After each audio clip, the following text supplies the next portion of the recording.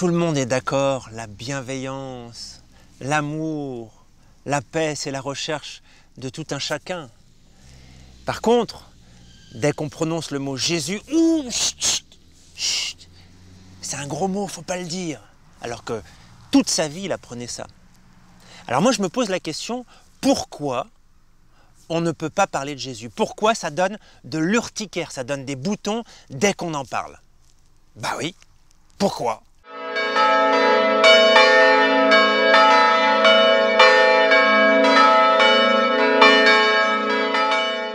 Quand on prononce le nom de Jésus, immédiatement, il y a un autre mot qui vient à l'esprit, à la bouche, c'est Église catholique. Ils sont indissociables. Et on a raison de les associer parce que Jésus a voulu lui-même créer cette Église. Le problème, c'est que Église catholique, ça évoque pas que des choses super sympas. Et puis on fait une confusion qui, à mon avis, est un peu infantile, c'est-à-dire qu'on confond le message de Jésus et de l'Église catholique et les messagers. Alors je suis d'accord avec vous, je préfère consommer une eau pure provenant d'un robinet qui est propre plutôt qu'un robinet qui est sale. Mais au final, c'est la même eau.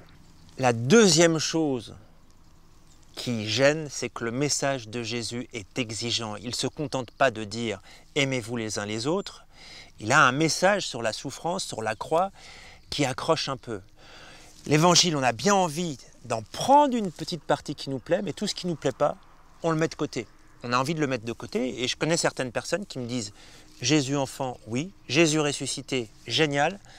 Mais Jésus sur la croix, non. Moi, la croix, ça ne m'intéresse pas. » En fait, il y a quelque chose qu'on n'a pas compris dans cette démarche qu'il a faite de donner sa vie pour nous sur la croix. Là, je vous invite à creuser un petit peu pour essayer de comprendre le message en profondeur et pas seulement en superficie. De toute façon, le message de l'Évangile, il est exigeant. Il gratte, il rabote, il gêne. Et le jour où, lorsque tu lis le message, il ne te gêne plus, c'est qu'il y a un problème.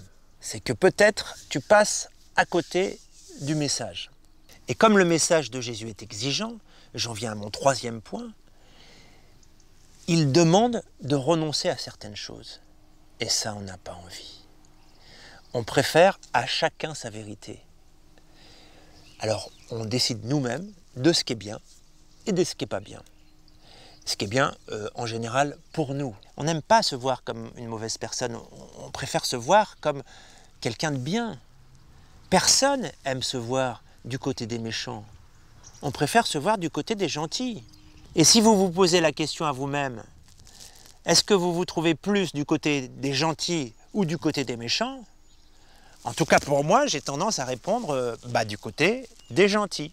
Et enfin, pour terminer, le message de Jésus étant un message de vérité, c'est un message de lumière, et la lumière, ça éclaire. Et ça éclaire tout ce qui est sale, tout ce qui n'est pas rangé. C'est le miroir parfait de nous-mêmes, et donc de tout ce qui ne va pas chez nous. Et on n'a pas envie de le voir, on a envie de le cacher, on a envie de mettre la poussière sur les lits.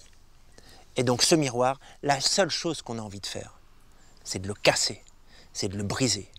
La lumière et la vérité dérangent. Alors malgré tout ça, malgré cette vérité qui dérange, qui irrite dans un premier temps, si on prend le temps de méditer ces paroles et d'essayer de les vivre, on se rend compte d'une chose, c'est que le message apporte la paix et la joie.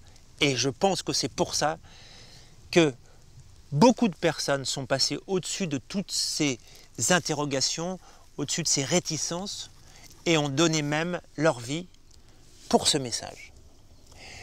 Eh bien, je vous souhaite une bonne journée, à bientôt, j'ai confiance en vous et que Dieu vous bénisse.